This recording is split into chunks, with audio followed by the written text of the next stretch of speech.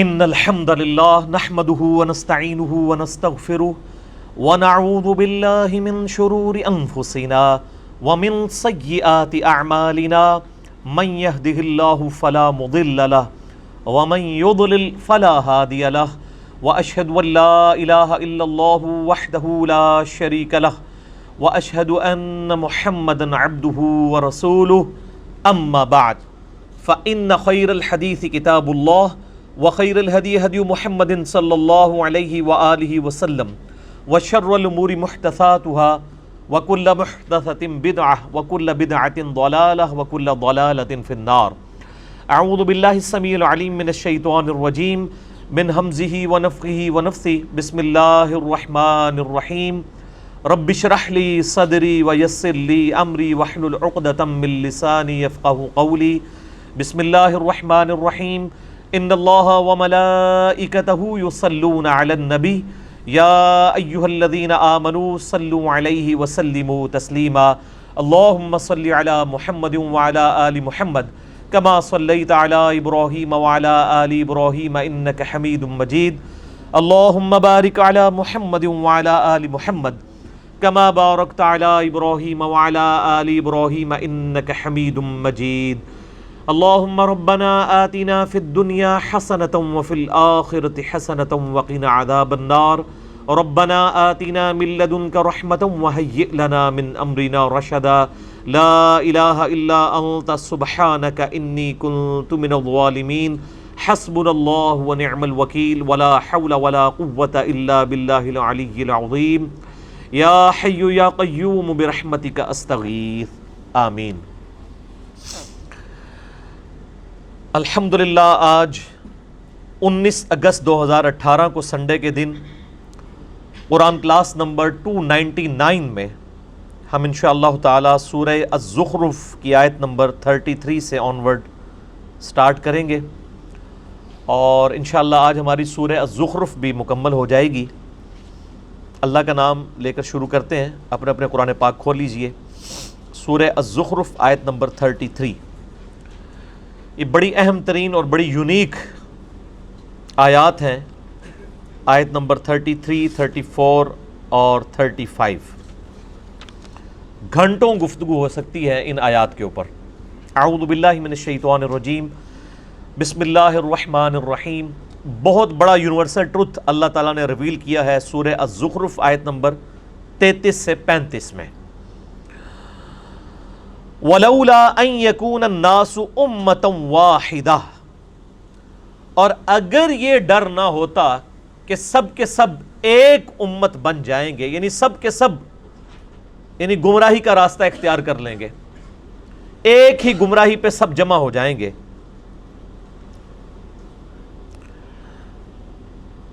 لَجَعَلْنَا لِمَن يَكْفُرُ بِالرَّحْمَنِ لِبُيُوتِهِمْ سُقُفًا، تو اللہ تعالیٰ فرماتا ہے کہ ہم رحمان کے جو منکر ہیں، کافر ہیں، ان کے لیے مکان ایسے بناتے کہ ان کی چھتیں ہوتی من فضہ، چاندی کی، وَمَعَارِجَ عَلَيْهَا يَظْهَرُونَ، اور ان کے گھروں کی سیڑھیاں بھی ہم چاندی کی بنا دیتے جو لوگ اللہ کو نہیں مانتے، یعنی جو کافر ہیں۔ اللہ تعالیٰ فرما رہے ہیں کہ ہم ان کے گھر بھی چاندی کے بنا دیتے، ان کے گھروں کی سیڑھیاں بھی چاندی کی بنا دیتے۔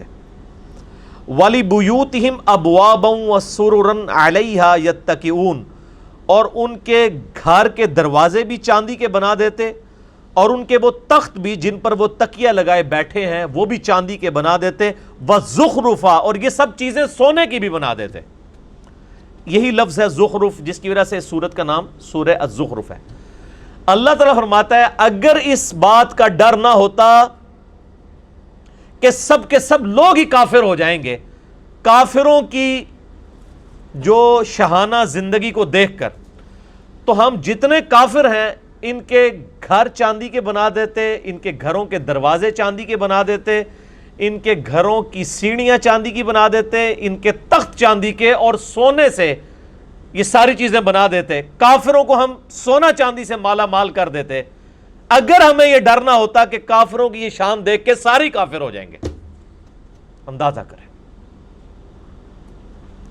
وَإِن كُلُّ ذَلِكَ لَمَّا مَتَاعُ الْحَيَاةِ الدُّنْيَا، اور یہ سب کی سب رونق والی چیزیں، سونا اور چاندی دنیا کی زندگی کا سامان ہے. وَالْآخِرَةُ عِندَ رَبِّكَ لِلْمُتَّقِينَ، اور آخرت تو تمہارے رب کے ہاں پرہیزگاروں کے لیے ہے، خدا سے ڈرنے والوں کے لیے، خدا کی شناخت رکھنے والوں کے لیے. یہ بڑی اہم ترین آیات ہیں. اللہ تعالیٰ فرماتا ہے کہ اگر ہمیں اس بات کا ڈر نہ ہوتا کہ کافروں کے سونا چاندی سے بنے ہوئے مکانات، سیڑھیاں، دروازے اور یہ تخت، یہ چیزیں دیکھ کے سب لوگ کافروں سے متاثر ہو کر کافر نہ ہو جاتے، تو ہم کافروں کو یہ سب کچھ عطا کرتے. یعنی اتنی بڑے لیول کی آزمائش ڈال دیتے کہ اہل ایمان پہ یہ آزمائش ڈالتے کہ اب بتاؤ اللہ کی طرف آنا ہے کہ شیطان کی طرف. تو ڈر یہ تھا کہ کافروں کی یہ شان دیکھ کے سب شیطان کا راستہ اختیار کر لیتے کہ اے جہاں میٹھا اگلا کس نے ڈٹھا، یعنی یہ دنیا کی لذتوں سے فائدہ اٹھاؤ، آخرت کس نے دیکھی ہے. تو اس چیز کا ڈر تھا. اس کے بغیر ہی لوگ رحمان سے غافل ہو چکے ہیں. آج کسی کے پاس دولت ہے تو لوگ کہتے ہیں دیکھیں جی اللہ کا بڑا فضل ہے اس کے اوپر، کوئی دنیاوی منصب ہے اس کو وہ اللہ کا فضل سمجھ رہے ہوتے ہیں. حالانکہ یہ ضروری نہیں، فضل ہو بھی سکتا ہے اگر حضرت ابوبکر، عمر، عثمان و علی والی خلافت ہو، اور یہ اللہ تعالیٰ کی طرف سے آزمائش ہو سکتی ہے اگر جو ہے وہ آل امیہ اور آل عباس جیسی خلافت ہو، سو کالڈ، یا ملوکیت. تو ان آیات کی روشنی میں میرے بھائیوں یہ بات کھل کے سامنے آ گئی کہ اللہ تعالیٰ نے دنیا میں جس کو بھی کوئی مال و متاع دیا ہے تو وہ دنیا کی زندگی کے برتنے کا سامان ہے. اس کی بنیاد پہ اس کی آخرت کا فیصلہ نہیں ہونے والا. اس کانٹیکسٹ میں بے شمار آیات پیش کی جا سکتی ہیں، بے شمار احادیث. میں نے آلریڈی ایک لیکچر ریکارڈ کروایا ہے، مسئلہ نمبر 51، رزق حرام کی مذمت، دنیا پرستی کا انجام اور اس کا علاج. اس میں بھی میں نے کراس ریفرنس کے طور پہ جو 11 آیات پیش کی تھی نا قرآن سے، ان میں 3 آیات، یعنی وہ ایک موقع، 11 مواقع تھے، آیات تو زیادہ تھیں، ایک موقع ان 3 آیات کا بھی میں نے اس میں ڈسکس کیا تھا. اور 17 صحیح الاسناد احادیث سب کی سب بخاری اور مسلم سے تھیں سوائے ایک آدھ کے، انہی آیات کے کانٹیکسٹ میں. تو جسے شوق ہے وہ دیکھے مسئلہ نمبر 51 اہل سنت پاک .com ہماری ویب سائٹ پہ. اور اس کانٹیکسٹ میں اگر کسی کو شوق ہے تو مشکات المصابیح، جسے میں نے انسائکلوپیڈیا آف حدیث ڈکلیئر کیا ہے، اس میں 3ری جلد کے اندر ایک چیپٹر آتا ہے کتاب الرقاق.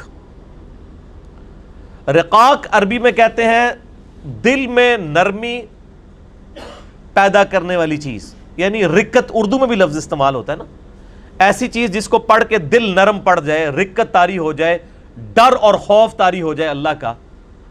کتاب الرقاق یعنی وہ چیپٹر جس میں دل میں نرمی پیدا کرنے والی حدیثیں ہیں.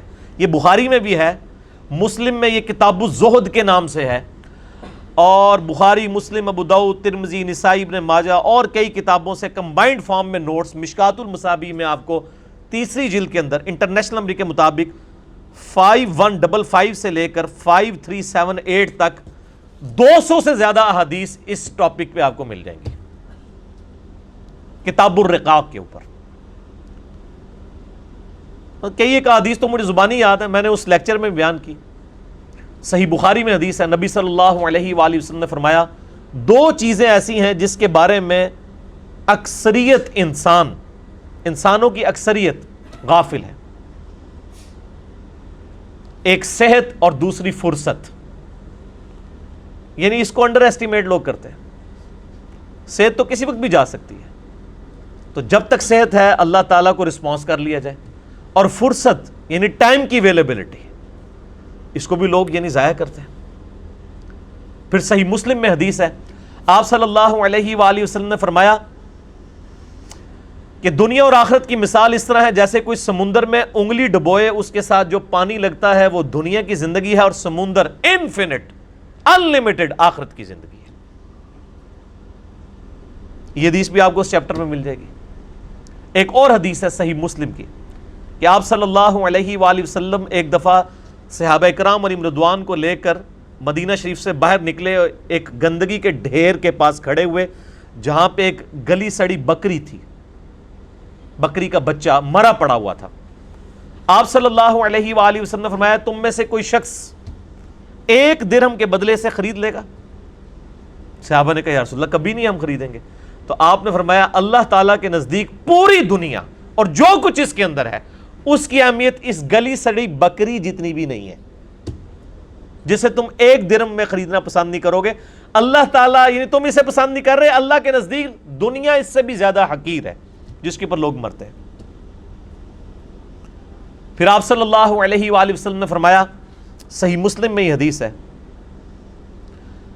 کہ انسان کہتا ہے میرا مال میرا مال میرا مال، پھر آپ نے وہ سورہ تکاثر پڑھی، الہاکم التکاثر حتی زرتم المقابر، تمہیں مال کی کثرت کی طلب نے خسارے میں ڈال دیا یہاں تک کہ تم نے قبروں کا منہ دیکھ لیا، ان قریب تم جان جاؤ گے، ان قریب تم جان جاؤ گے۔ یعنی جب قیامت آئے گی، یہ مرتے ہی قیامت قائم ہو جائے گی، اور پھر قیامت والے دن تم سے اللہ تعالیٰ نے جو نعمتیں دی ہیں ثم لتسألن یومئذ عن النعیم، ان نعمتوں کے بارے میں پرسش ہوگی۔ تو صحیح مسلم کے الفاظ ہیں، آپ صلی اللہ علیہ وآلہ وسلم نے فرمایا انسان کہتا ہے میرا مال میرا مال میرا مال، حالانکہ اس کا مال تو وہ ہے جو اس نے کھا لیا یا پہن کر بوسیدہ کر دیا، باقی جو کچھ بچ گیا وہ تو اس کے وارثوں کا مال ہے جو اس کے مرنے کے بعد بانٹیں گے۔ پھر بخاری اور مسلم دونوں میں یہ حدیث موجود ہے، آپ صلی اللہ علیہ وآلہ وسلم نے فرمایا ابن آدم کے پاس اگر سونے کی 2 وادیاں ہوں تو وہ تمنا کرے گا میرے پاس تیسری بھی آ جائے، اس کا پیٹ صرف قبر کی مٹی بھرے گی۔ پھر بخاری اور مسلم کی متفق علیہ حدیث ہے، آپ صلی اللہ علیہ وآلہ وسلم نے ارشاد فرمایا انسان کے 3 دوست ہیں، ایک ہی اس کے ساتھ قبر میں جاتا ہے اور وہ اس کے اعمال ہیں، باقی اس کے 2 دوست باہر رہ جاتے ہیں، اس کے رشتہ دار اور اس کا مال، یہ باہر ہی رہ جاتے ہیں، قبر میں صرف اعمال جاتے ہیں جو اس نے کیے، نیک یا برے۔ پھر صحیح مسلم کی حدیث ہے کہ دنیا کی زندگی مومن کے لیے قید خانہ ہے اور کافر کے لیے جنت ہے۔ جو دنیا میں جنتیوں والی زندگی گزار رہا ہے وہ سمجھ لے کہ اس کی آخرت سٹیک پہ لگی ہوئی ہے۔ یہ ممکن ہی نہیں ہے کہ آپ دونوں جانے مٹھے باؤ، یہ تو ہو ہی نہیں سکتا نا، ٹھیک ہے نا؟ یعنی دنیا کی کاسٹ پہ ہی آپ کو آخرت ملنی ہے، جو سورہ توبہ میں آیا کہ ہم نے مومنین کی جانیں اور مال جنت کے عوض خرید لیے ہیں، جان بھی خرید لی مال بھی خرید لیا، تب جنت دیں گے، سورہ توبہ میں آتا ہے۔ تو یہ بڑا مشکل معاملہ ہے، اس کے اوپر فی البدی مجھے یعنی بے شمار احادیث یاد ہیں۔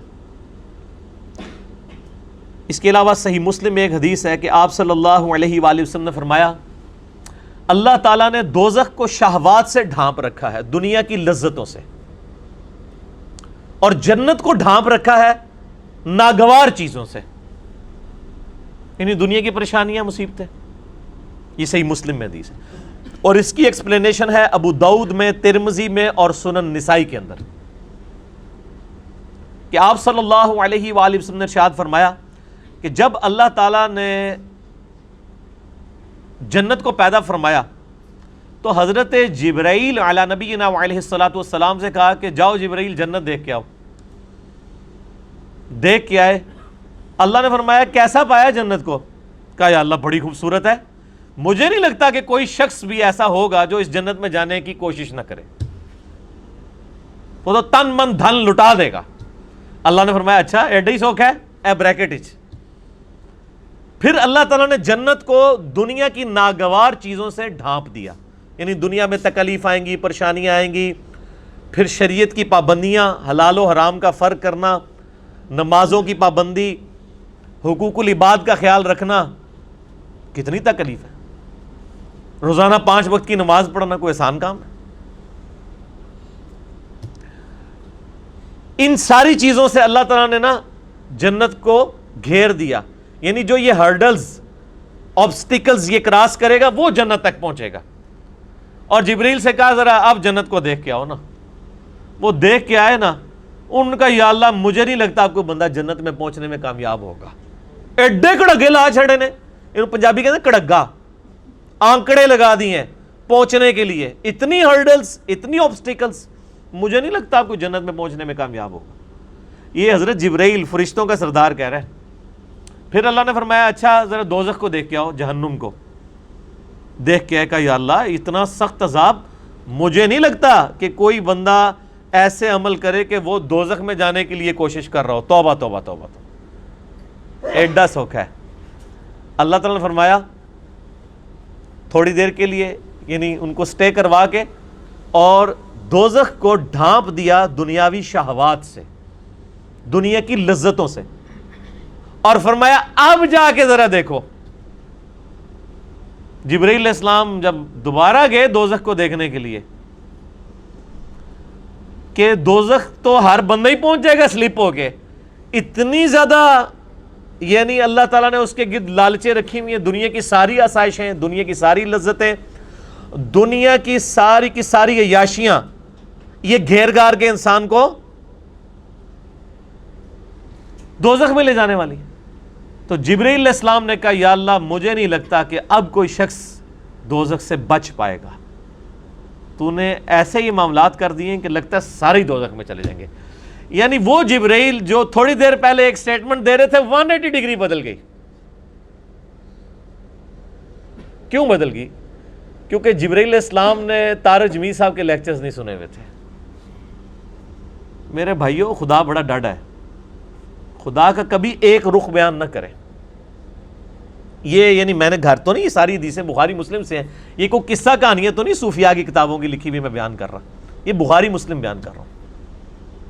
یہی وجہ ہے صحیح بخاری میں حدیث ہے، نبی صلی اللہ علیہ وآلہ وسلم ایک چوراہے کے پاس سے گزرے، کچھ صحابہ کہہ کے لگا رہے تھے، ہنس رہے تھے، آپ رک گئے۔ آپ نے فرمایا جو کچھ میں جانتا ہوں اگر تم جانتے ہوتے تو بہت کم ہنستے، زیادہ رویا کرتے۔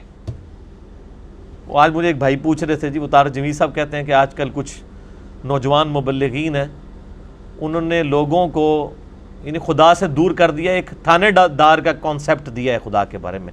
یہ تھانے داری والا معاملہ نہیں ہے میرے بھائیوں، یہ خدا کا وہ تعارف ہے جو قرآن کے اندر ہے، جو اللہ کے محبوب صلی اللہ علیہ وآلہ وسلم نے ہمیں کروایا ہے۔ پورے قرآن کے اندر قرآن کا جو مزاج ہے اس میں کہیں یہ بات نہیں آئی ہے کہ آپ اللہ کے نافرمان ہوں اور ڈٹے رہیں اور اللہ معاف کر دے گا، ناٹ ایٹ آل۔ ہمیشہ یہ ہے کہ جس شخص نے اللہ کی طرف رجوع کیا، توبہ کی، اپنی اصلاح کی، پھر اللہ تعالیٰ کو غفور رحیم پاؤ گے۔ یعنی اس کے اوپر درجنوں آیات ہیں، میں نے مسئلہ نمبر 18 توبہ اور گناہ کبیرہ کے اوپر، اس میں یہ ساری آیات ڈسکس کی ہیں، جسے شوق ہے تو وہ دیکھ لے۔ تو یہ بڑا کریٹیکل ایشو ہے۔ لیکن اس کے بعد پھر موجیں ہی موجیں ہیں جی۔ صحیح مسلم میں ایک حدیث ہے، اللہ تعالیٰ قیامت والے دن ایک ایسے شخص کو بلائے گا جس نے دنیا میں بڑی عیاشی کی زندگی گزاری ہوگی، لیکن اللہ تعالیٰ کو رسپانس نہیں کیا ہوگا۔ اللہ تعالیٰ فرمائے گا فرشتوں ذرا اس کو پکڑ کے ایک دوزخ کا پھیرا لگواؤ نا، ایک کی پھیرا، کہنا نا ایک پھیرا لگے گا، ایک پھیرا لگے گا نا۔ اللہ تعالیٰ اس کو بلا کے پوچھے گا ہاں بھائی کوئی دنیا میں تو نے آسائش کا دن گزارا؟ کہے گا یا اللہ تیری عزت کی قسم میں نے دنیا میں کبھی آسائش نہیں پائی، حالانکہ پوری زندگی عیاشی ہی گزری ہے، لیکن دوزخ کا ایک پھیرا وہ سارا نشہ کافور کر دے گا، سارے کا سارا نشہ۔ ابھی آپ دیکھ لیں نا، عیاشی کی زندگی ہوتی ہے، جیسے ہی جناب گردے فیل ہوتے ہیں، شوگر ہو جاتی ہے، وہ جناب کل میں وہ پرویز مشرف صاحب کی ایک آن لائن ان کو لیا ہوا تھا صحافی نے، وہ تو لگ ہی نہ تھا، وہ مشرف ہے، اس کی تو آواز ہی نہیں تھی نکل رہی، کس طرح مکے لہراتا تھا، اور اب مجھے تو پہلے لگا شاید کوئی عورت بول رہی ہے، پھر میں نے غور سے دیکھا، میں نے کہا تو مشرف صاحب ہے، آواز بھی بیٹھ گئی۔ یہ وقت کے ساتھ ہر چیز کافور ہو جاتی ہے۔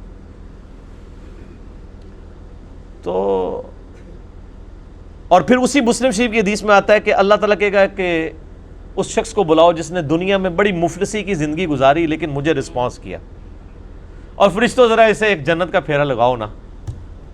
وہ ایک پھیرا لگوائیں گے نا، پھر اللہ پوچھے گا اوے دنیا میں کوئی تکلیف دیکھی؟ کہے گا یا اللہ تیری عزت کی قسم کوئی تکلیف نہیں دیکھی۔ اگر یہ ہمیشہ کی کامیابیاں مجھے ملنی تھی تو وہ تکلیف ہی بھول جائے گا۔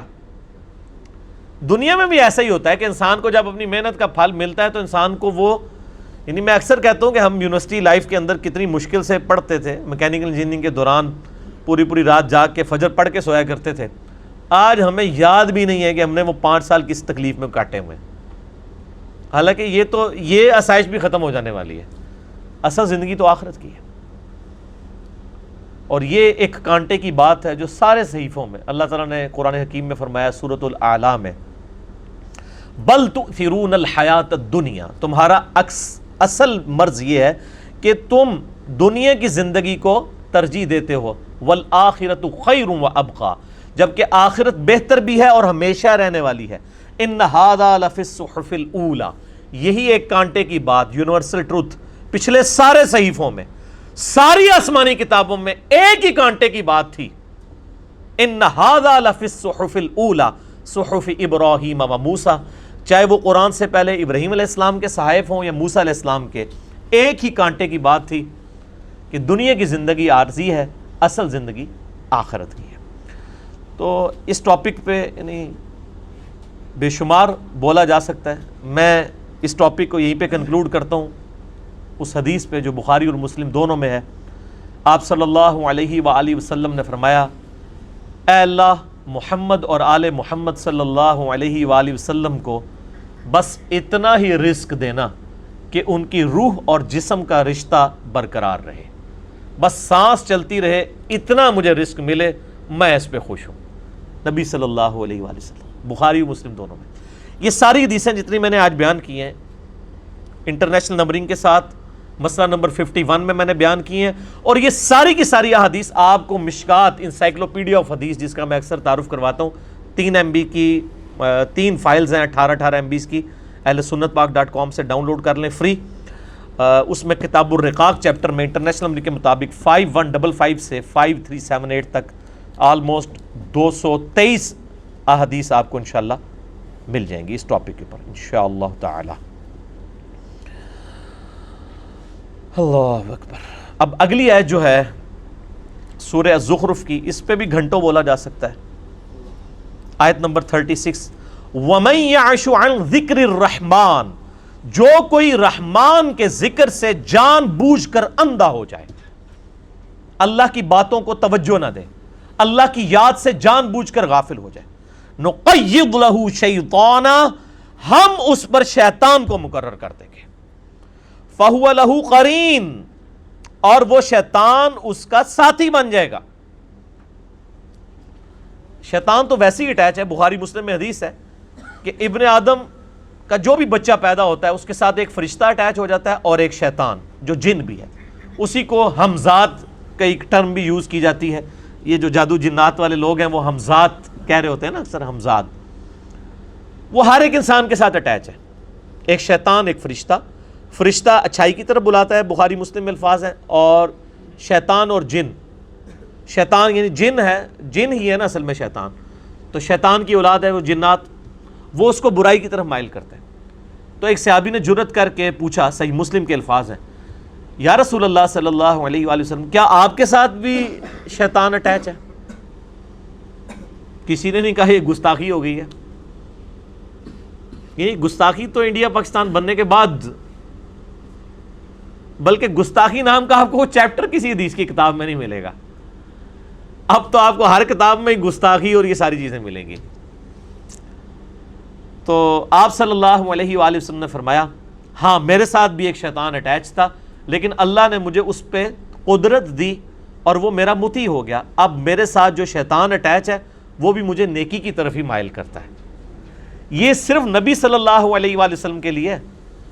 آپ صلی اللہ علیہ وآلہ وسلم کے علاوہ کوئی شخص یہ دعویٰ نہیں کر سکتا کہ وہ شیطان سے محفوظ ہے، نہ آپ، نہ میں، نہ حضرت ابوبکر، نہ عمر، نہ عثمان، نہ علی رضی اللہ عنہم اجمعین.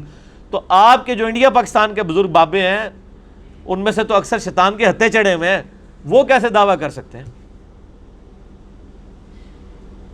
او جی وہ نبی معصوم ہوتے ہیں اور ہمارے بزرگ محفوظ ہوتے ہیں. یہ ایک نئی ٹرم انہوں نے ایجاد کر لی ہوئی. معصوم تو نہیں ہوتے، محفوظ ہوتے ہیں. یہ کہاں لکھا ہوا ہے؟ لکھا نہیں ہوا، بزرگوں نے کہا ہے. تو آپ ذرا نام لیں نا جو آپ کے بزرگ محفوظ ہیں. تو انشاءاللہ ان کی کتابوں سے، ان کی تعلیمات سے جو کچھ انہوں نے دین کا جنازہ نکالا ہے وہ ہم آپ کو نکال کے بتائیں گے، تو آپ کو پتہ چل جائے گا کہ یہ اتنے غیر محفوظ ہیں کہ اتنا غیر محفوظ تو آج کا ایک دنیا دار انسان بھی نہیں ہے۔ اور یہ ان کا غیر محفوظ ہونا آپ مسئلہ نمبر 71B میرا دیکھ لیں، انڈیا اور پاکستان کے بزرگوں کی 19 گستاخانہ عبارات کا تحقیقی جائزہ، جو میں سمجھتا ہوں الحمدللہ ہزاروں لوگ، سمجھتا نہیں ہوں بلکہ مجھے اس حوالے سے فیڈ بیک ہے، ہزاروں لوگوں کی اصلاح کا سبب بنا ہے وہ لیکچر۔ تو شیطان اللہ تعالیٰ فرماتا ہے اس کا ساتھی بن جاتا ہے۔ پھر سورہ قاف جو ہے پارہ نمبر 26 میں، جس پہ میرا مسئلہ نمبر 59 ہے، اس میں نے ڈیٹیل سے بتایا اس شیطان کا ذکر آتا ہے کہ جب انسان مرے گا تو وہ اس کی روح جب نکلے گی تو وہ اللہ تعالیٰ سے کہے گا قیامت والے دن کہ یا اللہ یہ شخص جو تو نے میرے حوالے کیا تھا یہ تیرے سامنے حاضر ہے، اس کو عذاب دے۔ تو اللہ تعالیٰ فرمائے گا کہ اس کو بھی عذاب دو اور اس شیطان کو بھی جو اس کے ساتھ اٹیچ تھا، اس نے بھی تو برے اعمال کیے ہیں، ان دونوں کو دوزخ میں پھینک دو۔ بولے اعوذ باللہ تعالی۔ باقی یہ کہنا کہ حمزاد کو کوئی قابو کر سکتا ہے اور اس کو حاضر کر سکتا ہے، وہ کہتے ہیں جی بندہ جب مر جاتا ہے تو شیطان پھر بھٹکتا پھرتا ہے، اس کو وہ قابو کر لیتے ہیں حمزاد کو، تو وہ پھر یہ بتاتا ہے اور وہ بتاتا ہے، یہ کچھ بتاتا ہے۔ یہ اتنا آسان نہیں ہے میرے بھائیوں معاملہ، یہ ساری کی ساری چیزیں اللہ تعالیٰ نے کنٹرول کی ہوئی ہیں۔ اگر اس طرح ہونے لگ پڑے تو آئنسٹائن کے حمزاد کو قابو کر کے تو کئی اور ایجادات کروا لی جاتی، ٹھیک ہے نا جی۔ تو یہ اتنا کوئی آسان معاملہ نہیں ہے اور نہ یہ پاسبل ہے، دنیا کا نظام نہیں اس طریقے سے چل سکتا۔ تو یہ سب کی سب جھوٹی چیزیں اور جھوٹے دعوے ان کے۔ تو اگر کسی کو دعویٰ ہے کہ وہ کوئی حمزاد کسی کا یعنی حاضر کر سکتا ہے تو ہمارے پاس تو بڑے مشورے ہیں۔ پھر اگر آپ اتنے کانفیڈنٹ ہیں اس حوالے سے تو ہم نے تو کئی ایک ٹیسٹ آپ کے اوپر پیش کیے ہیں۔ آپ کو یاد ہے کہ آج سے کوئی تقریباً 7-8 سال پہلے وہ ایئر بلو کی ایک فلائٹ جو ہے وہ مارگلا ہلز میں تباہ ہوئی تھی، بوئنگ 737، یعنی 150-200 کے قریب ملازم تھے۔ میں تو بلکہ ان دنوں یعنی اس دن میں اسلام آباد ہی تھا، میں اس جگہ پہ بھی گیا تھا، یعنی ایون آگ جل رہی تھی جس وقت یعنی وہ سٹرائک ہوئی ہے، تو میں نے یعنی اس کو مارگلا ہلز میں خود دیکھا ہے۔ اور اس کے بعد جب ان کی لاشیں دفنائی گئیں تو ہمارے آفس کے بالکل پاس ہی یعنی H11 قبرستان ہے، وہ آج بھی وہاں پہ یعنی وہ ساری لاشوں کے اکٹھی انہوں نے اوپر لگائی ہوئی ہیں نیم پلیٹس، ایئر بلو کے حادثے والی نیم پلیٹس تو نہیں، یعنی ایک اوور آل جرنل لگا دیا، اس طرح تو پہچان کوئی نہیں تھی۔ تو وہ حادثہ آپ کو پتہ ہے کیوں ہوا تھا؟ اس کا جو پائلٹ تھا نا، اس سے پہلے شب برات تھی، وہ پوری رات عبادت کرتا رہا اور رات کا جگراتا تھا۔ آپ کو پتہ ہے کہ پاکستان میں تو یعنی اس طریقے سے الٹاپی کام چل رہے ہیں نا، یہاں تو کوئی SOP نہیں ہے، اسٹینڈرڈ آپریٹنگ پروسیجر تو ہے کوئی نہیں ہے کہ ایک بندہ جو ہے، آپ سعودیہ میں چلے جائیں، میں نے خود سعودیہ میں دیکھا جب ہم لوگ عمرے پہ گئے 2014 میں، تو ہمارا جو ڈرائیور ہمیں لے کے جا رہا تھا مکے سے مدینے، تو اس کو انہوں نے اتار لیا، وہ بڑا چیختا رہا، انہوں نے کہا تم ڈرائیونگ کر نہیں سکتے ہو کیونکہ مسلسل اتنے گھنٹے سے تم ڈرائیو کر رہے ہو، وہ ہر جگہ حاضری لگتی ہے نا، ان کے پاس ایک بک ہوتی ہے، تو آپ اتنے گھنٹے کے بعد تمہارے لیے یہاں پہ سونا ضروری ہے۔ تو انہوں نے اسے باقاعدہ کمرہ دیا اور وہاں سلا دیا، اور ایک اور ڈرائیور گورنمنٹ نے اپنی طرف سے دیا جو ہماری گاڑی کو ڈرائیو کر کے 5 گھنٹے کی مسافت پہ مکے سے مدینے لے کے گیا۔ ورنہ تو یہ سارے حاجی بھی جو ہیں وہ شہادت کے رتبے پہ پہنچے ہونا، اگر اس طریقے سے یہ سارے یہ شہادتیں جو ہیں وہ پاکستان میں ہی ہوتی ہیں، اسی لیے کہ یہاں پہ نہیں سسٹم کوئی نہیں۔ اللہ تعالیٰ نے انسان کو عقل دی ہے جس کو آپ نے یوز کرنا ہے، یہ تو نہیں کہ آپ نے جناب وہ بسم اللہ پڑھ کے تو ساکٹ میں انگلیاں دے دینی ہے، یا آپ نے جو ہے کلمہ شریف پڑھ کے تو جناب GT روڈ کے سینٹر میں آنکھیں بند کر کے کھڑے ہو جانے، سامنے جو مرضی آ جائے، اس طرح تو نہیں ہوگا۔ تو وہ حضرت صاحب جو پائلٹ صاحب تھے وہ پوری رات عبادت کرتے رہے۔ اب وہ ظاہر ہے کہ وہ پوری رات انسان جاگا ہو تو انسان تو پرفارم نہیں اس طریقے سے کر سکتا، تو وہ مطلب اس کو کوئی سمجھ نہیں ہے، حالانکہ اس نے اس ٹریک پہ کئی دفعہ جہاز اڑایا تھا، اس کو کو پائلٹ کہتا بھی رہا، وہ نوجوان تھا۔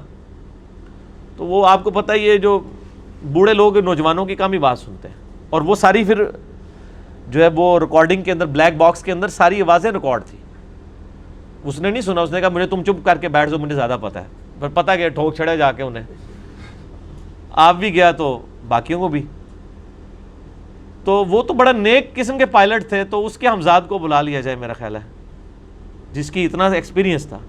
تو ہم پاکستان کے سارے بزرگان دین کو، تمام مکاتب فکر کے اولیاء اللہ کو، اور قیوم زمان، غوث زمان، قطب الاقطاب، ان سب کو ایک ہوائی جہاز میں سوار کرتے ہیں، بوئنگ 747 پہ 4-500 کو، اور ان کو کہتے ہیں جی آپ بلا لیں اس پائلٹ کے، وہ جو بڑا نیک پائلٹ تھا اس کی ہمزاد کو بلا لیں، اور جو اوریجنل پائلٹ ہے اس کو ہم پیراشوٹ دے کے تو نیچے کودوا دیتے ہیں، پھر کوئی بزرگ جہاز اڑا سکتا ہے تو وہ اڑا لے، لینڈ کروا سکتا ہے تو لینڈ کروا کے بتائے، یا کسی بزرگ کے ہمزاد کو بلا لے۔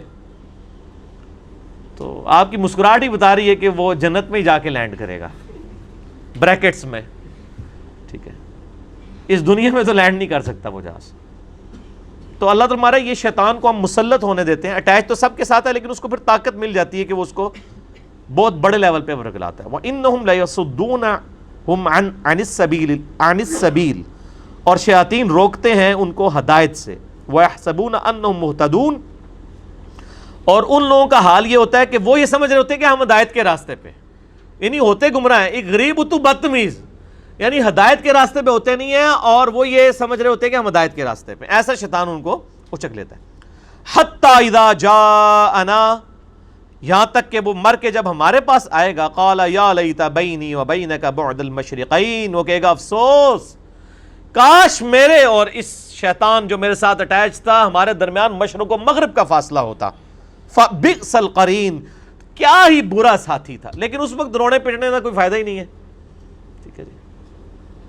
وَلَن يَنفَعُكُمُ الْيَوْمَ، تمہیں کوئی فائدہ نہیں دے گا اس دن، اِذ ظَلَمْتُمْ أَنَّكُمْ فِي الْعَذَابِ مُشْتَرِكُونَ، جبکہ تم دنیا میں ظلم کرتے رہے، تم سب اس عذاب میں حصہ دار ہو۔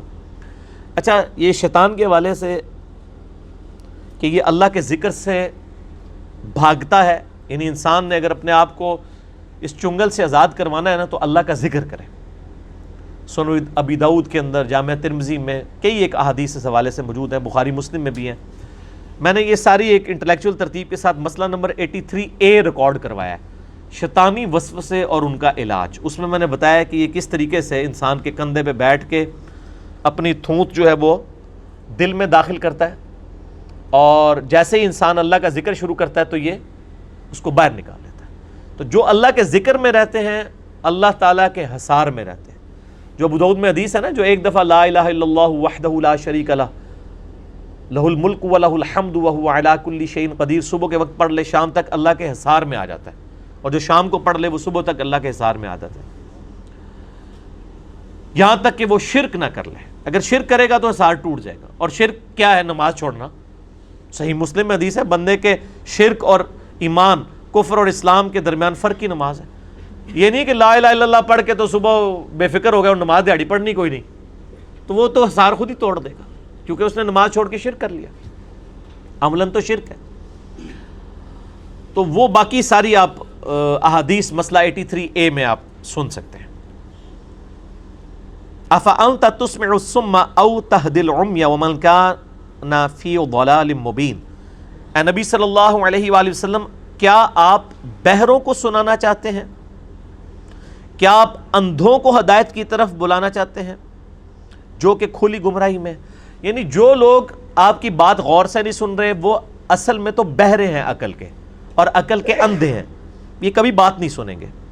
فَإِمَّا نَذْهَبَنَّ بِكَ فَإِنَّا مِنْهُمْ مُنْتَقِمُونَ، اے نبی علیہ السلام، اگر ہم آپ کو موت بھی دے دیں، اس دنیا سے آپ کو لے جائیں، اور یہ جو آپ کے مخالفین ہیں جو آپ کی دعوت قبول نہیں کر رہے، ان سے تو ہم انتقام ضرور لیں گے۔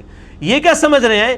یعنی یہ اس خیال میں بیٹھے ہیں کہ نبی علیہ السلام دنیا سے چلے گئے اور یہ دعوت ختم ہو جائے گی۔ اگر آپ دنیا سے چلے بھی جائیں، یہ جو جنہوں نے آپ کا انکار کیا ہے ان کو ہم بعد میں انتقام لیں گے ان سے، چاہے اس زمانے کے لوگ تھے، چاہے آج کے ہیں، چاہے قیامت تک آنے والے۔ او نُرِيَنَّكَ الَّذِي وَعَدْنَاهُمْ، یا ہم آپ کو وہ عذاب دکھا دیں جو وعدہ کیا تھا کہ آپ کے مخالفین پہ آئے گا، اور وہ دکھا دیا اللہ تعالیٰ نے غزوہ بدر کی شکل میں، 70 ان کے سردار قتل ہوئے۔ فَإِنَّ عَلَيْهِمْ مُقْتَدِرُونَ، تو ہم بے شک اس کے اوپر بھی قدرت رکھتے ہیں، چاہے تو آپ کو وہ عذاب دکھائیں، اگر آپ کی زندگی میں عذاب نہ بھی آئے ان کافروں پہ، آپ کے مرنے کے بعد آئے گا۔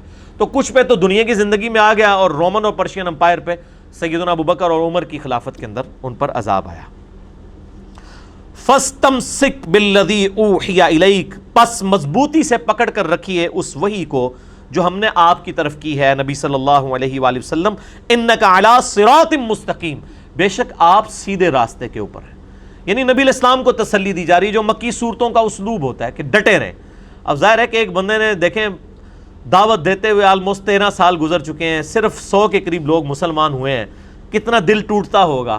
تو اللہ تعالیٰ نے کہا کہ آپ تسلی رکھیں، ان قریب آپ کی فتح ہونے والی ہے۔ اور آپ دیکھ لیں اگلے 17 سال کے اندر دنیا کی دونوں سپر پاورز مسلمانوں کے قدموں میں ڈھیر ہو چکی تھی۔ وَإِنَّهُ لَذِكْرٌ لَكَ وَلِقَوْمِكَ وَسَوْفَ تُسْأَلُونَ، اور بے شک یہ ذکر، الذکر یعنی قرآن یا دہانی، آپ کے لیے اور آپ کی قوم کے لیے یہ نصیحت بن کے آیا ہے، یہ الذکر ان قریب لوگوں کو اس کا معلوم بھی ہو جائے گا۔ وَاسْأَلْ مَنْ أَرْسَلْنَا مِنْ قَبْلِكَ مِنْ رُسُلِنَا أَجَعَلْنَا مِنْ دُونِ الرَّحْمَنِ آلِهَةً يُعْبَدُونَ، آپ ان لوگوں سے پوچھئے جو آپ سے پہلے پیغمبر گزرے ہیں، یعنی ان کے ماننے والوں سے، ان کے فالوور سے، ان سے آپ پوچھئے کہ آپ سے پہلے جتنے بھی رسول گزرے، کیا ہم نے رحمان کے علاوہ ان کے ساتھ کوئی اور خدا بنائے تھے کہ ان کی پرستش کریں؟ یعنی نہ صرف اس قرآن کی دعوت توحید ہے، ان سے پہلے جتنی کتابیں ہیں ان میں وہی وَلَقَدْ بَعَثْنَا فِي كُلِّ أُمَّةٍ رَسُولًا أَنِ اعْبُدُوا اللَّهَ وَاجْتَنِبُوا الطَّاغُوتَ، اور بے شک ہم نے ہر امت میں کوئی نہ کوئی رسول مبعوث کیا کہ عبادت کرو ایک اللہ کی، اور اللہ کے مقابلے پہ جو طاغوت ہیں اس کی مخالفت کرو۔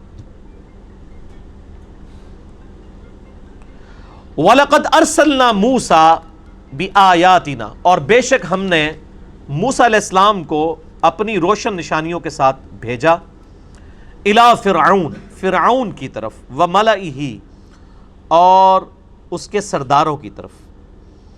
اب دیکھیں یہ ساری گفتگو کے بعد پھر ایک پیغمبر کا ذکر آ رہا ہے، یعنی وہ ٹیسٹ کو بدلنے کے لیے، بالکل ایک طرح کی گفتگو بھی ہو تو وہ ٹیسٹ نہیں رہتا، اب فوراً سے ایک واقعہ بیان ہو رہا ہے حضرت موسیٰ علیہ السلام اور ان کے مخالفین کا۔ اللہ تعالیٰ فرماتا ہے ہم نے ان کو روشن معجزات کے ساتھ فرعون اور ان کے سرداروں کی طرف بھیجا۔ فقال انی رسول رب العالمین، تو انہوں نے کہا کہ بے شک میں رسول ہوں تمام جہانوں کے پالنے والے رب کی طرف سے۔ فلما جاءہم، پس جب وہ آئے ان کے پاس، بآیاتنا اذا ہم منہا یضحکون، ہماری نشانیاں لے کر، تو وہ ان سے ٹھٹا اور مذاق کرنا شروع ہو گئے۔ وما نریہم من آیات الا ہی اکبر من اختہا، اور ہم کوئی بھی معجزہ نہیں دکھاتے تھے اور کوئی نشانی نہیں دکھاتے تھے۔ یہ 9 نشانیاں سورۃ الاعراف میں گزری ہیں، کبھی مینڈکوں کا عذاب آیا، کبھی کھٹمل کا عذاب آیا ان کے اوپر، کبھی خون کا عذاب آیا، تو ہر ایک عذاب آنے والا جو عذاب ہے وہ گزرے ہوئے سے زیادہ بڑا ہوتا تھا۔ فأخذناہم بالعذاب لعلہم یرجعون، ہم ان کو اس آزمائش میں، عذاب میں ڈالتے کہ تاکہ وہ ہماری طرف پلٹ آئے، لیکن نہیں پلٹے۔ ہر دفعہ وہ سورۃ الاعراف میں آتا ہے موسیٰ علیہ السلام سے کہتے تھے آپ اللہ سے دعا کریں گے، ٹل جائے تو ہم جو ہے وہ آپ کی بات مان جائیں گے، پھر وہی کام کرنا شروع کر دیتے۔ وقالوا یا ایھا الساحر ادع لنا ربک، اور وہ کہنے لگے اے موسیٰ علیہ السلام سے کہ اے جادوگر، نعوذ باللہ، اپنے رب سے دعا کر، بما عہد عندک، کہ جو اللہ تعالیٰ نے تجھ سے عہد کیا ہے اس کے سبب، اننا لمہتدون، بے شک ہم ضرور ہدایت قبول کر لیں گے۔ یعنی وہ ہر عذاب کے بعد کہتے ہیں کہ تو اپنے رب سے دعا کرنا، یہ عذاب ٹل جائے ہم تیری بات مان لیں گے۔ فلما کشفنا عنہم العذاب، پس جب ہم ان سے وہ عذاب دور کر دیتے، وہ آزمائش دور کر دیتے، اذا ہم ینکثون، پھر وہ عہد شکنی کرنا شروع کر دیتے۔ ونادا فرعون، اور کہنے لگا فرعون، فی قومہ، اپنی قوم میں، قال یا قوم، اے میری قوم، الیس لی ملک مصر، کیا تم نہیں دیکھتے کہ یہ مصر کی بادشاہ تو میرے پاس ہے، وہذہ الانہار تجری من تحتی، اور یہ نہریں ہیں جو میرے نیچے بہہ رہی ہیں، یعنی یہ سب کا مالک میں ہوں، یہ جتنی دنیاوی نعمتیں ہیں ان کا مالک میں ہوں۔ افلا تبصرون، کیا تمہیں نظر نہیں آتا؟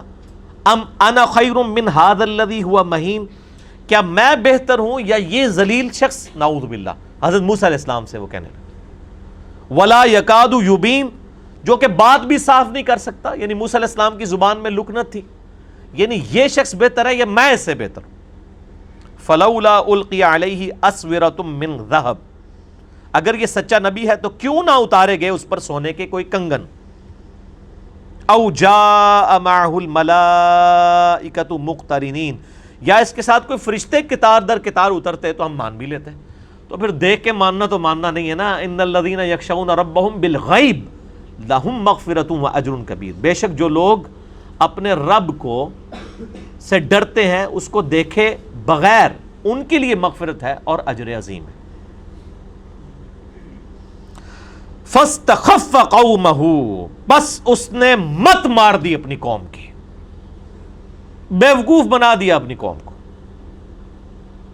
فاطاعوا، تو اس کی قوم اس کی پیروکار بن گئی. انہم کانوا قوما فاسقین، وہ ہے ہی نافرمان لوگ تھے. فلما آسفونا انتقمنا منہم فاغرقناہم اجمعین، پس جب انہوں نے ہمیں ناراض کر دیا تو ہم نے ان سے انتقام لیا اور سب کے سب لوگوں کو غرق کر دیا. یہ تو مسئلہ نمبر 140 میں میں نے بڑی ڈیٹیل کے ساتھ بتایا کس طریقے سے قوم فرعون جو ہے وہ تباہ و برباد کر دی گئی. فجعلناہم سلفا ومثلا للآخرین، اور ہم نے بنا دیا ان کو پیشرو اور کہاوت پچھلوں کے لیے. یعنی ہم نے ایک داستان بنا دی ختم ہونے والی، ایسی داستان جو پچھلے لوگوں میں اس حوالے سے باقی رہی کہ لوگ یاد کرتے ہیں کہ اس طرح فرعون تھا، اس نے وقت کے پیغمبر کا انکار کیا اور اس کے انکار کرنے کے سبب اللہ تبارک و تعالیٰ نے اس کو اس کی قوم کے سمیت تباہ و برباد کر کے رکھ دیا. ایک داستان ہی ہے، اب لوگ ذکر کرتے ہیں اس کا. اب اس کے کھنڈرات موجود ہیں اور اب تو اس کی ممی بھی دریافت ہو چکی ہے. اور پھر یہ پیرامڈز جو ہیں گیزا کے احرام مصر، وہ فرعونیوں کے ہی وہ یادگاریں ہیں جس کے اندر ان کو وہ دفنایا کرتے تھے. وَلَمَّا ضُرِبَ ابْنُ مَرْيَم، اور جب بیان کیا جاتا ہے ان سے ابن مریم کا حال، مثلا ان کی مثال، اذا قومک منہ یصدون، تو آپ کی قوم جو ہے وہ شور مچا دیتی ہے جب عیسیٰ علیہ السلام کے بارے میں ذکر کیا جاتا ہے. کیا شور مچاتی ہے؟ وَقَالُوا أَآلِهَتُنَا خَيْرٌ، کیا ہمارے معبود بہتر ہیں، ام ہوا، یا وہ عیسیٰ، مَا ضَرَبُوهُ لَكَ إِلَّا جَدَلًا، یہ مثال نہیں بیان کرتے مگر آپ سے صرف جھگڑا کرنے کے لیے. بل ہم قوم خصمون، بلکہ یہ تو قوم ہی بڑی جھگڑالو ہے. کیا جھگڑا کرتے تھے؟ وہ سورۃ الانبیاء میں آتا ہے بالکل اینڈ پہ جا کے. مسئلہ نمبر میرا 12 ہے، ایک حیات مسیح اور نزول مسیح علیہ السلام. ان میں بھی میں نے یہ ساری آیات کو کور کیا کیونکہ اس میں عیسیٰ علیہ السلام کا ذکر بھی آ رہا ہے کہ وہ قیامت کی نشانیوں میں سے ایک نشانی ہے. تو جھگڑا یہ کرتے تھے، سورۃ الانبیاء کے بالکل اینڈ پہ جا کے آتا ہے کہ وہ یہ کہتے تھے کہ یہ جو قرآن میں آیت آئی ہے کہ جو کافروں کے جھوٹے معبود ہیں اللہ تعالیٰ ان کو بھی دوزخ میں ڈال دے گا، تو اگر ہمارے بتوں کو دوزخ میں ڈالا جائے گا تو عیسیٰ ابن مریم بھی پھر دوزخ میں جائے گا، کیونکہ عیسیٰ کو بھی تو لوگ پوجتے ہیں. یعنی خام خواہ ایک حجت بازی. اللہ تعالیٰ ہمارا یہ جھگڑا انہوں نے کیا ہے صرف ایک حجت بازی کے لیے. پتہ تو ان کو بھی تھا کہ عیسیٰ علیہ السلام نے اپنی عبادت تو نہیں کروائی، عیسیٰ علیہ السلام کیوں دوزخ میں جائیں گے؟ ہاں ان کے نام پہ جو بت بنائیں گے بت دوزخ میں جائیں گے، عیسیٰ علیہ السلام کیوں جائیں گے؟ تو وہ چھیڑتے تھے کہ اچھا بتاؤ ہمارے بت بہتر ہیں یا عیسیٰ؟ تمہارے نزدیک تو عیسیٰ کا بڑا مرتبہ ہے، قرآن میں وجیہن فی الدنیا والآخرہ، تو عیسیٰ علیہ السلام کو بھی دوزخ میں پھر جائیں گے وہ. پھر اب یہ وہ جس کو کہتے ہیں نا ایک خام خواہ چوہا چھوڑنا، یہ نہ سمجھے کہ آج کل ہی لوگ چوہے چھوڑتے ہیں، عجیب و غریب باتیں کرنا شروع کر دیتے ہیں. اس زمانے میں بھی ایسے ہی تھا. تو اللہ تعالیٰ یہ جھگڑا کر رہے ہیں، یہ مثال انہوں نے جھگڑے کے لیے بیان کی ہے. ان ہوا الا عبد انعمنا علیہ، وہ تو عیسیٰ تو ہمارا ایک بندہ تھا جس پہ ہم نے انعام فرمایا تھا. وجعلناہ مثلا لبنی اسرائیل، اور ہم نے ان کو بنی اسرائیل کے لیے ایک رول ماڈل کے طور پہ بنایا تھا.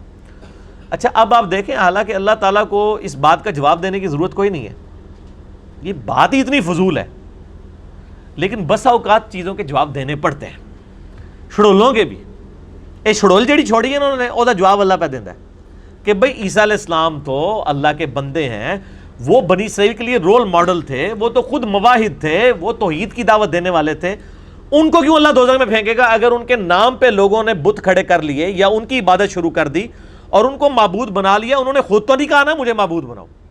اور جو کافروں کے بتوں کو بھی اللہ تعالیٰ دوزخ میں پھینکے گا وہ اس لیے نہیں ہوگا کہ ان بتوں کو عذاب ہو رہا ہے، وہ دوزخ میں جلائے جائیں گے اس حوالے سے کہ ان کافروں کی حسرت میں اضافہ ہو کہ اچھا ان پہ ہم رلائی کرتے تھے، یہ تو ہمارے ساتھ ہی دوزخ میں ڈال رہے ہیں، ساڑھے بزرگ بھی ساڑھے نال ہی پہ سڑ دینے، انہیں تو اسی رلائی کیتا ایسی، صرف اس لیے کیا جائے گا، یہ نہیں کہ ان پہ کوئی عذاب ہو رہا ہوگا۔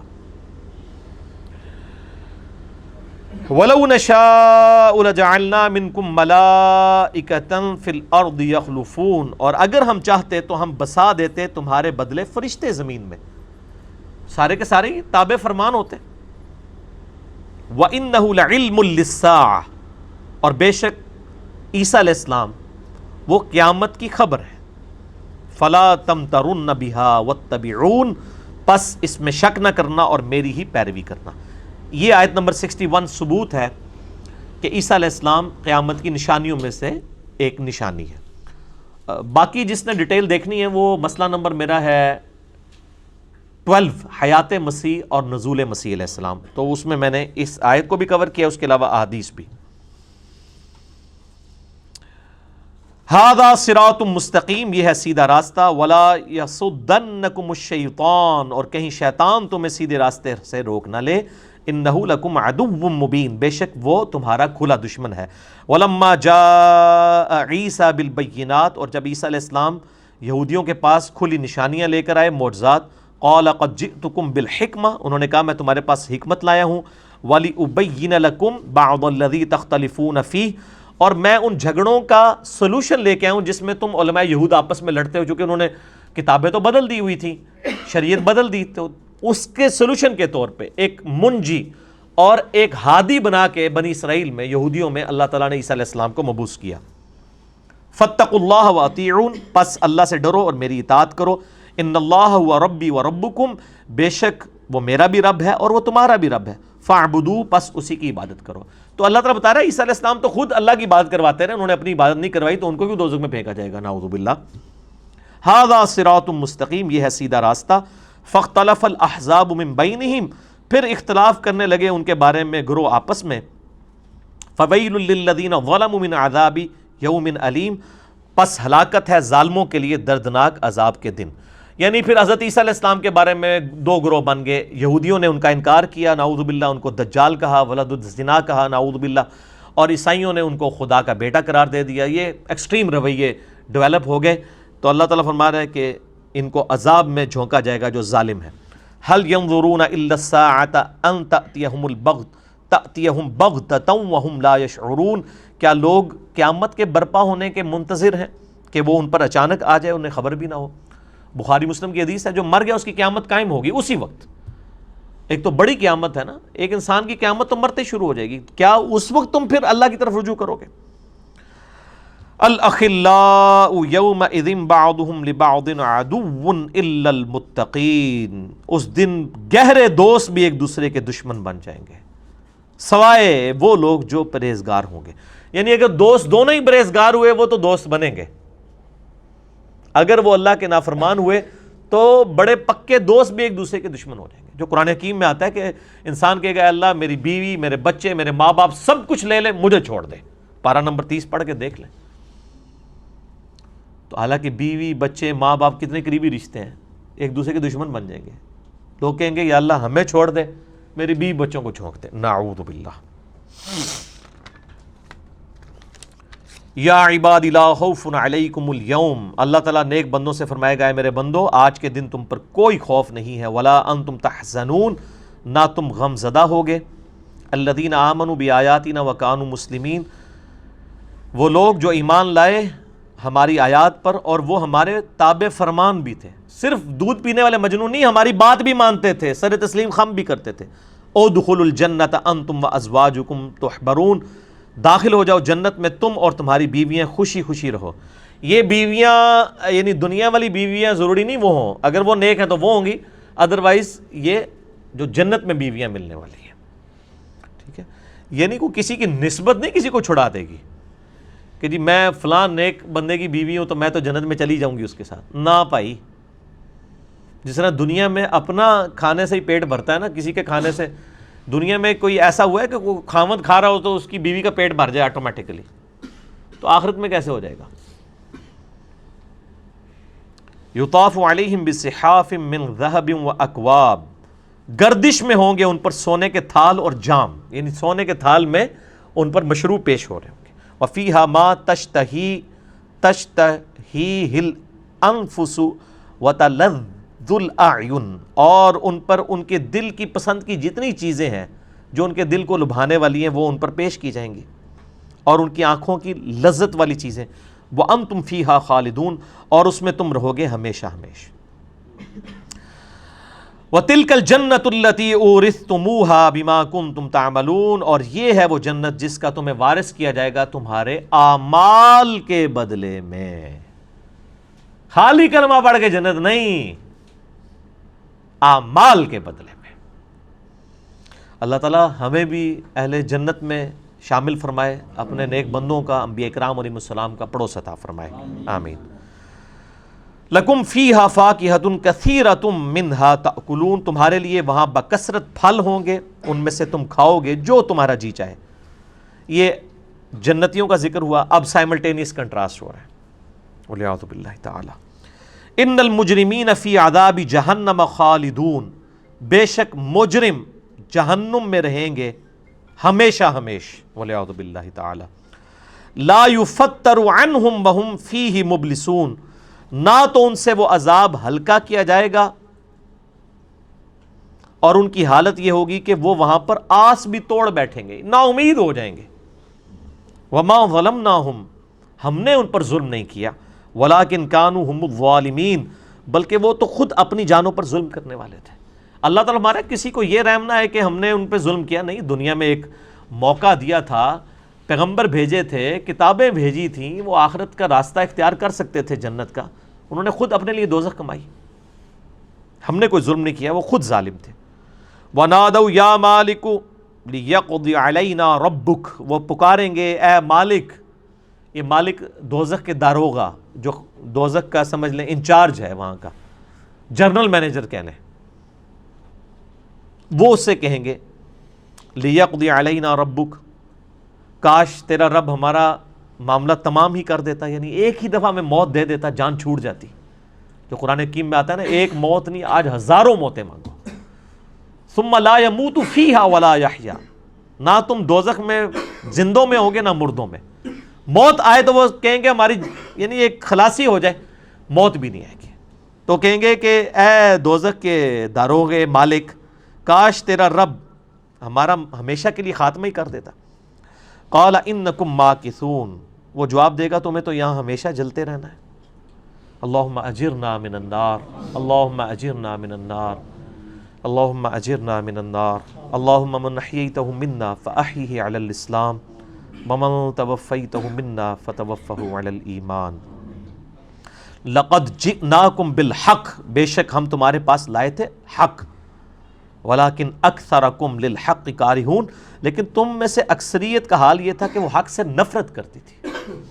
سچائی واقعی ہے ہی کڑوی چیز ہے، لیکن جسے اس کی سمجھ آ جائے تو اس سے زیادہ میٹھی چیز کوئی نہیں ہے. الحق تمہارے پاس آیا تھا لیکن تم خود روح گردانی کرتے تھے، نفرت کرتے تھے. سورہ بنی اسرائیل میں قرآن کے لیے آیا وَبِالْحَقِّ أَنزَلْنَاهُ وَبِالْحَقِّ نَزَلَ، اس قرآن کو ہم نے حق کے ساتھ نازل کیا اور یہ حق کے ساتھ اترا، یعنی پرپسفل، با مقصد کتاب. تم دنیا میں کراہت کرتے تھے حق بات سے. ام ابرموا امرا فإنا مبرمون، ہاں اگر انہوں نے کوئی قطعی فیصلہ کر لیا ہے تو ہم بھی اپنا قطعی فیصلہ کرنے والے ہیں. یعنی اگر کسی نے دنیا میں فیصلہ کر لیا کہ اس نے خدا کو نہیں ماننا تو ٹھیک ہے، پھر ہمارا فیصلہ بھی ہے کہ ہم اسے عذاب میں جھونکیں گے. ام یحسبون انا لا نسمع سرهم ونجواهم، کیا وہ گمان کرتے ہیں کہ ہم نہیں سنتے ان کے راز کی اور سرگوشی کی باتوں کو. بلا ورسلنا لدیہم یکتبون، کیوں نہیں، ہم بھی سنتے ہیں اور ہمارے فرشتے بھی پاس ہیں جو سب کچھ لکھ رہے ہیں. کرامن کاتبین، نامہ اعمال لکھ رہے ہیں. قل ان کان للرحمن ولد فانا اول العابدین. اے نبی علیہ السلام، یہ کافر جو کہتے ہیں نا کہ فرشتے اللہ کی بیٹیاں ہیں، یا عیسائیوں نے پیغمبروں کو، حضرت عیسیٰ کو اللہ کا بیٹا قرار دیا، تو آپ فرما دیجئے کہ بالفرض اگر رحمان کا کوئی بیٹا ہوتا تو سب سے پہلے میں اس کی عبادت کرتا. تو چونکہ رحمان کا کوئی بیٹا نہیں ہے لہٰذا اس کی عبادت بھی نہیں ہوگی.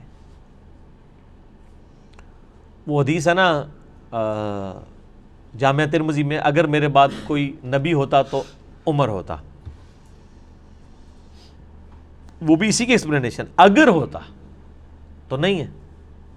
بخاری میں حدیث ہے وہ جو اکثر قادیانی پیش کر رہے ہوتے ہیں کہ نبی الاسلام کے بیٹے کے بارے میں ایک صحابی کہتے ہیں کہ اگر وہ زندہ رہتا تو وہ نبی ہوتا، ابراہیم علیہ السلام جو ان کے بیٹے تھے۔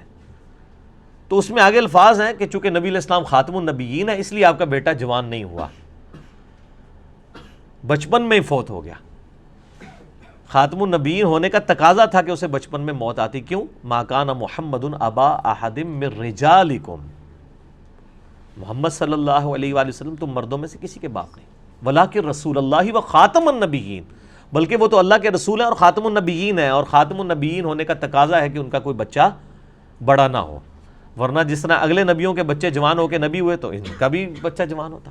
بال اس حوالے سے میں نے بڑی ڈیٹیل سے ٹیکنیکل گفتگو 40 منٹ کی ہے، کئی قادیانیوں کی اصلاح کا سبب بنی ہے۔ آپ یوٹیوب پہ جا کے لکھیں قادیانیوں کو دعوت اصلاح، انجینئر محمد علی مرزا، تو وہ میرا کلپ کھل جائے گا، اس میں نے اس آیت کو ڈسکس کیا تھا۔ سبحان رب السماوات والارض، پاک ہے رب جو آسمانوں کا ہے اور زمین کا، رب العرش عما یصفون، جو عرش کا بھی رب ہے، ہر اس عیب سے جو لوگ اس کی طرف منسوب کرتے ہیں اللہ تعالیٰ پاک ہے۔ اللہ کو کوئی فرق نہیں پڑ رہا اگر کوئی رحمان کے لیے بیٹا تجویز کر رہا ہے۔ سورہ مریم میں ہے نا، جو رحمان کے لیے بیٹا تجویز کرتا ہے تو وہ اللہ کو اتنی بڑی گالی دیتا ہے، قریب ہے آسمان پھٹ پڑے اور زمین شک ہو جائے اور پہاڑ ریزہ ریزہ ہو جائیں، ان دعوا للرحمن ولدا، کہ انہوں نے رحمان کے لیے بیٹا تجویز کیا۔ تو اس سے کوئی یہ یعنی اللہ تعالیٰ مارا اگر زمین و آسمان اور پہاڑوں کے احساسات ہوتے تو یہ پھٹ جاتے یہ بات سن کے کہ کوئی کہے کہ رحمان کا بیٹا ہے، وہ تو لم یلد ولم یولد ہے، یہ اللہ کے لیے گالی ہے بہت بڑی۔ لیکن اللہ تعالیٰ مارا ہے کہ ان گالیوں سے مجھے کوئی فرق نہیں پڑتا، تمہارا رب بہت بلند ہے ہر اس چیز کی برائی سے جو لوگ اس کی طرف منسوب کرتے ہیں، اللہ کو کوئی فرق نہیں پڑ رہا۔ فذرہم، اے نبی ان کو ان کے حال پہ چھوڑ دیں، یخوضوا ویلعبوا، یہ غور و خوض کرتے رہیں اور کھیل تماشا جس میں یہ مشغول ہیں، حتی یلاقوا یومہم الذی یوعدون، یہاں تک کہ وہ ملاقات کا دن آ جائے، ان کی وہ ملاقات جو ان کے رب کے ساتھ طے ہو چکی ہوئی ہے، وہ وعدے کا دن آ جائے، اس وقت تک ان کو کھلی چھٹی دیں آپ، بس ٹھیک ہے۔ یعنی اب یہ وہ لوگ ہیں جن پہ اللہ تعالیٰ نے پکی مور لگا دی کہ اب انہوں نے ہدایت قبول نہیں کرنی۔ وَهُوَ الَّذِي فِي السَّمَاءِ إِلَٰهٌ، اور وہی اللہ ہے جو آسمانوں میں بھی معبود ہے، وَفِي الْأَرْضِ إِلَٰهٌ، زمین میں بھی وہی الہ ہے، کوئی فرق نہیں پڑتا کوئی اس کو مانے یا نہ مانے۔ وَهُوَ الْحَكِيمُ الْعَلِيمُ، اور وہ حکمت والا ہے اور علم والا ہے۔ وَتَبَارَكَ الَّذِي لَهُ مُلْكُ السَّمَاوَاتِ وَالْأَرْضِ، اور بڑی برکت والا ہے وہ جس کی سلطنت آسمانوں میں بھی ہے اور زمین میں بھی، وما بینہما، اور اس کے درمیان، یعنی پوری کائنات۔ قرآن میں جہاں بھی آئے نا السماوات والارض وما بینہما، تو اس سے مراد پوری کائنات۔ وعندہ علم الساعہ، اور اسی کے پاس ہے قیامت کے دن کا علم کہ کب آئے گی۔ والیہ ترجعون، اور اسی کے پاس تمہیں لوٹ کر جانا ہے۔ ولا یملک الذین یدعون من دونہ الشفاعۃ الا من شہد بالحق، اور کوئی اختیار نہیں رکھتا جن کو یہ اللہ کے سوا پوجتے ہیں کہ وہ اللہ کے حضور کسی کی شفاعت کرے، الا من شہد بالحق، ہاں جو حق بات کی گواہی دے، وہ تو قرآن پاک میں آیا ہے نا، الا من اذن لہ الرحمن، جسے اللہ اذن دے دے گا، جو ہمارے نبی علیہ السلام کے بارے میں بھی آیا نا، عسیٰ ان یبعثک ربک مقاما محمودا، سورہ بنی اسرائیل میں، قریب ہے کہ آپ کو آپ کا رب ایسے مقام محمود پر فائز کرے گا جہاں سب لوگ آپ کی تعریف کریں گے، اور بخاری مسلم کے الفاظ ہیں وہ مقام شفاعت ہوگی، لیکن وہ اللہ کے اذن سے ہوگی، اور اللہ تعالیٰ بتائے گا کہ کس کی شفاعت کرنی ہے۔ وہ شفاعت بالاذن ہے، دھونس کے ساتھ نہیں ہے شفاعت، وہ شفاعت وجاہت کے ساتھ نہیں ہے بلکہ بالاذن ہے۔ وہم یعلمون، اور وہ اس کو جانتے بھی ہیں، یعنی فرشتے جو ہیں اور اللہ کے نیک بندے، خصوصاً انبیاء کرام علیہ السلام، جن کو اللہ تعالیٰ اذن دے گا کہ وہ شفاعت کریں، ان کو پتہ ہے کہ ہم نے اللہ کے اذن سے ہی انہی لوگوں کی شفاعت کرنی ہے جو اللہ تعالیٰ ان کے لیے تعداد کو مقرر فرمائے گا۔ ٹھیک ہو گیا، دھونس سے نہیں کر سکتے۔ وَلَئِن سَأَلْتَهُم مَّن خَلَقَهُم، اگر آپ ان کافروں سے پوچھیں کہ یہ زمین و آسمان کو کس نے پیدا کیا، لَيَقُولُنَّ اللَّهُ، تو یہ ضرور کہیں گے اللہ نے، فَأَنَّا يُؤْفَكُونَ، تو پھر یہ کدھر الٹے پھرے جا رہے ہیں۔ یعنی اللہ تعالیٰ فرما رہا ہے کہ یہ اگر اللہ کو مانتے ہیں تو پھر یہ کیوں اس کے ساتھ اور ہستیوں کو شریک ٹھہراتے ہیں۔ اس سے یہ بات بھی پتہ چلی کہ کفار مکہ اللہ کو مانتے تھے، اللہ کے ساتھ اور ہستیوں کو شریک ٹھہراتے تھے. یہ نہیں کہ وہ اللہ کو نہیں مانتے تھے، وہ لات منات عزا کو اللہ کی بیٹیاں قرار دیتے تھے اور چھوٹے آلہہ سب آرڈینیٹس قرار دیتے تھے. یہاں لوگوں نے مشہور کیا جو جی اللہ نے نہیں سن بنتے. دیکھ لیں ہر بات ہی جھوٹی مشہور کی ہوئی ہے، اور یہ مضمون قرآن حکیم میں درجنوں دفعہ ہے. وَقِيلِهِ يَا رَبِّ إِنَّ هَؤُلَاءِ قَوْمٌ لَا يُؤْمِنُونَ، اور مجھے قسم ہے میرے رسول کی، اس قول کی قسم ہے، مجھے میرے رسول کے اس قول کی قسم ہے کہ اے میرے رب بے شک میری قوم ایمان نہیں لاتی. یعنی نبی علیہ السلام نے دعوت حق جب بلند کی اور بالکل آپ صلی اللہ علیہ وآلہ وسلم نے جب حجت تمام کر دی تو اس کے بعد اللہ کے حضور دعا کی کہ اللہ میں نے تو بڑی کوشش کر لی، یہ لوگ ایمان نہیں لاتے. فَاصْفَحْ عَنْهُمْ، اے نبی ان سے رخ انور پھیر لیجئے. وَقُلْ سلام، بس ان کو سلام کہیے، سلام متارکت. فَسَوْفَ يَعْلَمُونَ، ان قریب یہ جان جائیں گے. یعنی جو کچھ انہوں نے نبی کا انکار کیا اس کا انجام جو ہونے والا ہے ان قریب یہ اس انجام سے دوچار ہو جائیں گے. ان کو ان کے حال پر چھوڑ دیجئے، اور انور بھائی کو بھی ان کے حال پہ چھوڑ دیجئے. ٹھیک ہو گیا میرے بھائیوں، بڑا یعنی سخت معاملہ ہے. اچھا، اس آیت سے ایک بات بھی آپ کو پتہ چلی کہ نبی علیہ السلام کے بارے میں جو ایک جھوٹ مشہور کیا انہوں نے کہ نبی علیہ السلام نے کبھی یعنی بد دعا نہیں دی کسی کو. آپ نے اپنی ذات کی خاطر بد دعا نہیں دی ہے، لیکن آپ نے اللہ تعالیٰ کے احکامات کے معاملے میں کافروں پہ قنوت نازلہ بھی پڑھی ہے. یہاں پہ بھی دیکھیں نبی علیہ السلام کی یہ ایک قسم کی بد دعا اور دعائے ضرر ہے کہ اے میرے رب یہ میری قوم ایمان نہیں لا رہی. یعنی اس کے اندر اللہ تعالیٰ مجھے تیری اس بات کرنے کی قسم، میرا رسول جو یہ کہہ رہا ہے نا ان کو چھوڑ دو، یہ عنقریب ان کو پتہ چل جائے گا. اس میں دھمکی ہے کہ یہ نبی کی بد دعا ہے ان کے لیے کہ یہ اب کوئی بات نہیں سننے کے لیے تیار. اللہ نے فرمایا ان کو چھوڑ دو، عنقریب ان کو پتہ چل جائے گا جو کچھ ان کے ساتھ ہونے والا ہے.